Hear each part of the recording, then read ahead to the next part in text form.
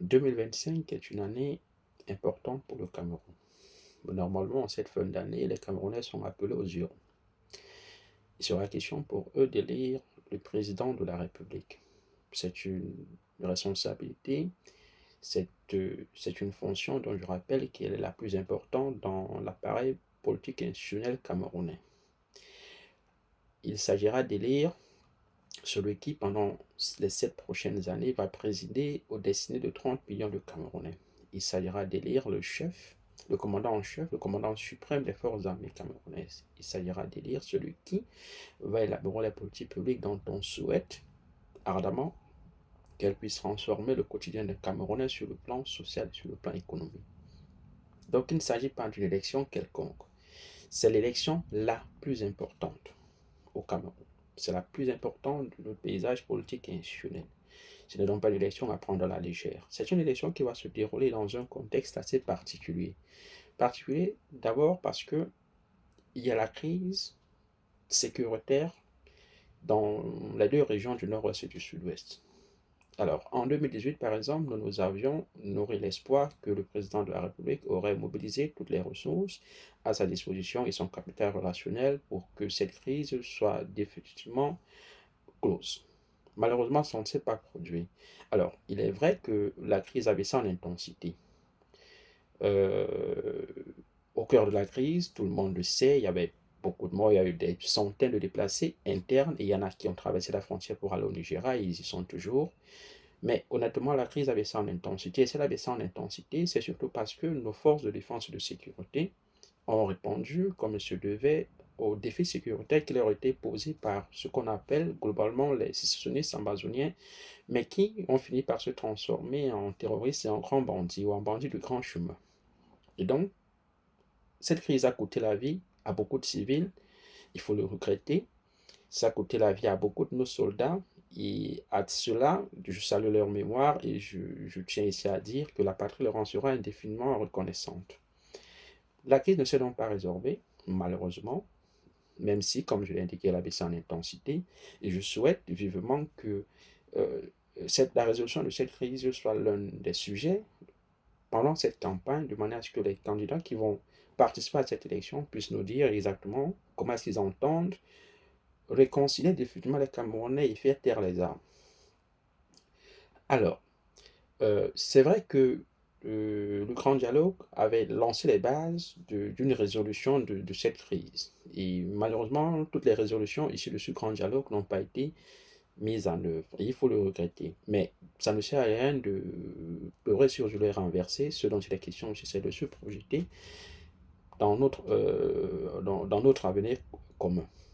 Alors, à côté de cette crise dite anglophone, il y a la question sécuritaire également qui continue à se poser dans la partie septentrionale avec les attaques de Boko Haram.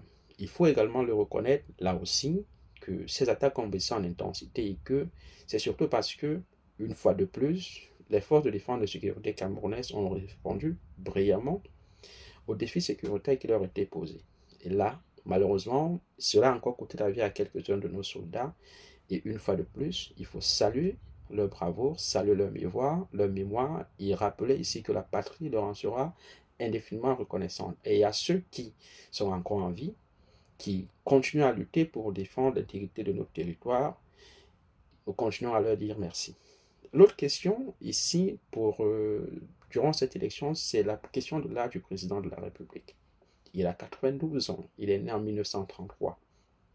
Alors, personnellement, je considère que c'est un patriarche. Et le Muntu que je suis n'a pas pour habitude de discuter de l'âge des patriarches.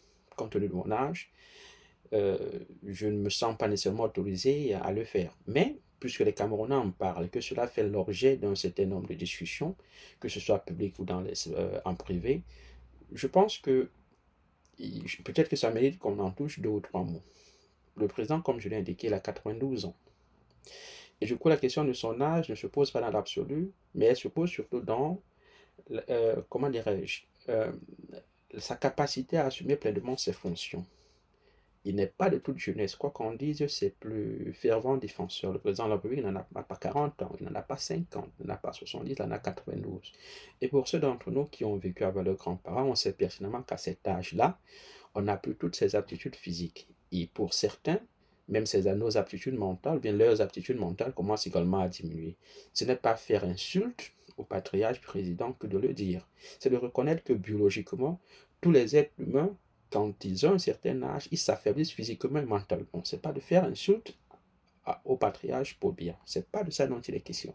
Mais ça suscite quand même des interrogations, sur le temps plus, comme je l'ai indiqué, que après l'élection de 2018, il y a une délégation de signature qui a été faite. Elle a créé polémique.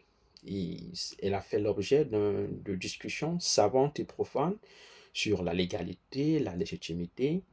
Alors, mais le président de la République, et on le sait, dans ses fameux silences présidentiels, n'a pas pour habitude de céder, de céder à ce type de débat. Donc, la délégation de signature a été maintenue pour le temps qui était prévu. Et on a fini par soupçonner qu'en fait, de délégation de signature, il s'agissait simplement de rendre, comment dirais-je, d'ériger une sorte de poste de vice-président qui n'existe pas dans notre constitution. Et beaucoup ont soupçonné précisément que depuis au moins 5 ou 6 ans maintenant, à la réalité, c'est le secrétaire général de la présidence qui gouverne le Cameroun. Je ne suis pas en mesure de dire avec certitude que c'est effectivement ce qui se passe, mais il y a des gens qui, sur la base d'un certain nombre d'éléments, le pensent. Moi, je ne le pense pas à titre personnel, même si je considère quand même que en 2018, nous n'avons élu personne d'autre que le président de la République. Et donc, en cette qualité, c'est lui qui a appelé à prendre les décisions qui concernent notre devenir collectif. Alors, mais à cet âge, je peux comprendre quand même que beaucoup de personnes s'interrogent, sur d'autant plus que on l'a quand même vu en certaines occasions assez affaibli, notamment lorsqu'il était par exemple à New York. Je crois on s'est posé la question de savoir, mais est-ce que le président a toujours, est toujours comment dirais-je, est-ce qu'il a toutes les aptitudes, non seulement pour nous gouverner, mais pour se lancer, premièrement, dans une campagne présidentielle, parce que la campagne, ça demande quand même qu'il éventuellement fasse le tour de certaines villes, et surtout qu'il puisse gouverner 7 ans de plus, parce que si le président est élu cette année, et qu'on y ajoute 7 ans, personne ici ne souhaite par exemple qu'il décède, donc à la fin de son prochain mandat, le président aura 99 ans. Honnêtement, je ne sais pas ce qu'on pense au sein du RDPC, mais très honnêtement, de mon point de vue, je pense que quelle que soit sa santé, et je souhaite qu'il soit en bonne santé, puisque comme je l'ai indiqué, c'est un patriarche, mais quelle que soit sa santé, le président de la République, normalement, il faut que le président aille se reposer. C'est mon point de vue. Ça n'a absolument rien à voir avec les polémiques qui, ont tout autour, qui existent tout autour de cette question. Mais logiquement, c'est ce que, même au sein du LDP, on devrait déjà demander au président de la République. Mais donc, si je reviens, je dis, c'est ça les éléments qui font que nous sommes dans une sorte de contexte particulier. Alors, je reviendrai par la suite et dans une autre capsule sur éventuellement les programmes des uns des autres, les éventuels candidats à cette élection présidentielle, parce que tout n'est pas joué. Comme je l'ai indiqué, l'élection devrait normalement se tenir au mois d'octobre, puisqu'il n'y a pas la possibilité d'une prorogation du mandat présidentiel. Ni la Constitution, ni le Code électoral ne permettent de le faire. Donc, en principe, cette élection devrait se tenir en fin d'année. Et si je me permets, déjà pour cette première capsule, je sais que je n'ai pas la prétention de dire aux Camerounais ce qu'ils doivent faire, mais très honnêtement, ceux qui n'ont pas encore fait, il est question maintenant qu'ils aillent s'inscrire sur la liste électorale parce que cette élection est importante pour nous. Alors, je reviendrai sur beaucoup d'autres aspects après. Et merci déjà de m'avoir écouté. Je vous souhaite une excellente journée. Au revoir.